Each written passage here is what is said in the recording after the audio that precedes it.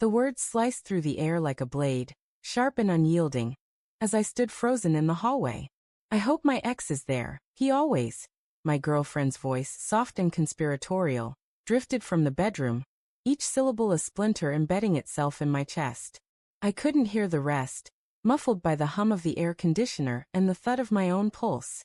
My hand, still clutching the car keys, trembled as I leaned against the wall, the cold plaster grounding me against the vertigo of betrayal. We were supposed to leave for Jake's birthday party in 10 minutes. Now the world felt like it was tilting off its axis.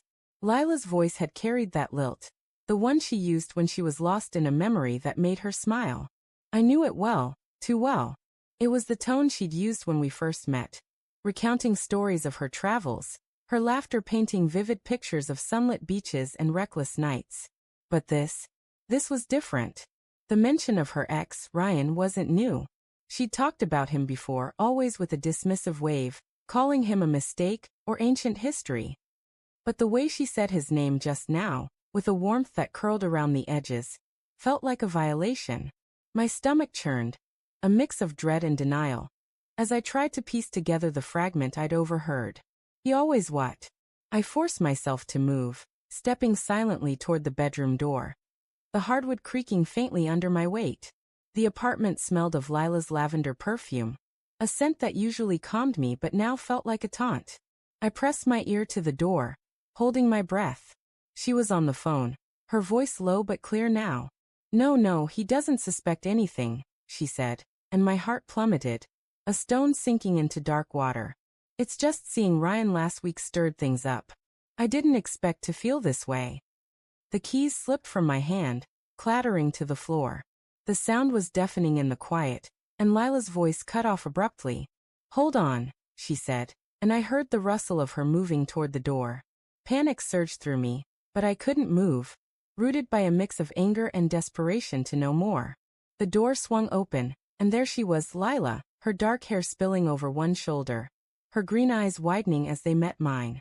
She held her phone against her chest, as if shielding it could hide the truth. Evan.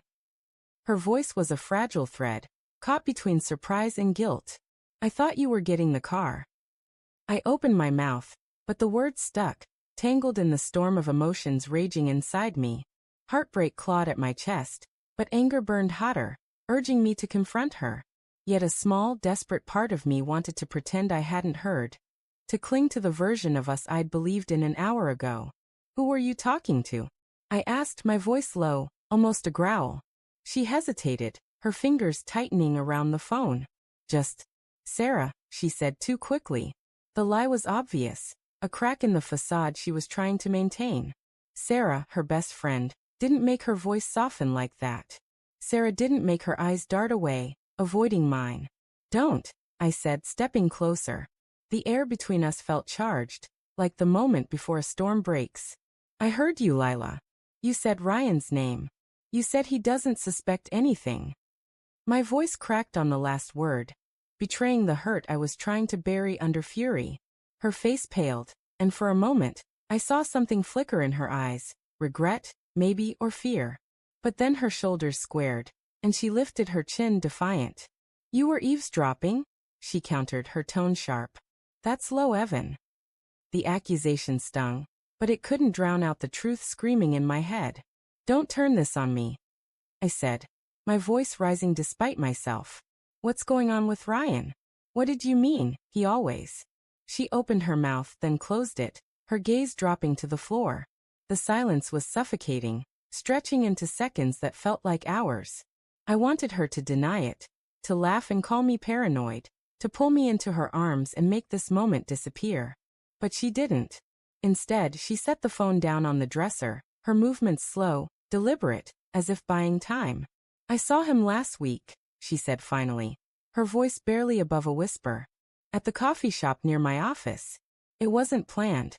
We just talked. Talked. The word felt hollow, inadequate. I could still hear the warmth in her voice, the way she'd said his name like it was a melody she couldn't forget. Then why are you whispering about him on the phone? Why are you hoping he's at Jake's party? Lila's eyes met mine, and for the first time, I saw the cracks in her composure. Her lips trembled, and she wrapped her arms around herself, as if trying to hold herself together. "It's not what you think," she said, but the words lacked conviction. "Ryan and we have history. You know that. Seeing him again it brought back memories, okay? That's all." "That's all," I echoed, my voice thick with disbelief. I wanted to believe her, to let her words smooth over the jagged edges of doubt, but the pieces didn't fit. The late nights she'd been working, the way her phone was always face down lately, the distracted smiles that never quite reached her eyes. It all flooded back, a cascade of red flags I'd ignored because I loved her, because I trusted her. "Evan, I love you," she said, stepping toward me, her hand outstretched. I flinched and she froze, her hand hovering in the air. The hurt in her eyes mirrored mine, but it wasn't enough to bridge the chasm opening between us. "Then why lie?" I asked, my voice breaking. "Why say he doesn't suspect anything? What am I not supposed to suspect, Lila?" She didn't answer, and that silence was louder than any confession. My mind raced, replaying every moment of the past few months. Her laughter at Jake's last party, the way Ryan had lingered too long when he hugged her goodbye, the way she'd brushed it off when I asked if it bothered her.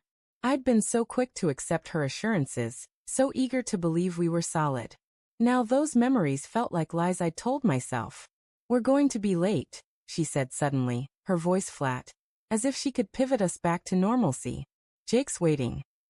I laughed, a bitter sound that echoed in the small apartment. "You think I care about the party right now? You think I can just walk in there, smile, and pretend I didn't hear you pining for your ex?" "I'm not pining," she snapped, her eyes flashing. "You're blowing this out of proportion. I had a conversation with someone from my past. That's it." "Then let me see your phone," I said, the words spilling out before I could stop them. It was a test, a desperate grab for proof that I was wrong. Her face hardened, and she stepped back, clutching the phone to her chest again. "That's not fair," she said, her voice shaking. "You don't get to invade my privacy just because you're insecure." Insecure. The word was a match to gasoline. "I heard you, Lila. I heard you hope he's there. I heard you say I don't suspect anything. What am I supposed to think?" She turned away, her shoulders trembling, and for a moment, I thought she might cry. But when she faced me again, her expression was cold, resolute. "If you don't trust me, Evan, then maybe we're the problem, not Ryan." The words hit like a punch, stealing my breath. I wanted to scream, to beg, to shake her until she told me the truth. But deep down, I already knew. The warmth in her voice, the secrecy, the lies, they painted a picture I couldn't unsee. Ryan wasn't just a memory. He was a shadow in our relationship, one I'd been too blind to notice until now. I grabbed my jacket from the couch, my movements jerky, mechanical. "I'm not going to the party," I said, my voice hollow. "And I don't think you should either." "Evan, wait," she started, but I was already at the door, the weight of her betrayal pressing against my ribs. I stepped into the cool night air, the city's hum a distant roar in my ears. Behind me, the door clicked shut, and with it, the life I'd thought we had. As I walked away, my phone buzzed in my pocket. A text from Jake. "Where you guys at? Ryan's here, asking for Lila." My heart stopped, and the world tilted again, the final piece of the puzzle snapping into place with a sickening clarity.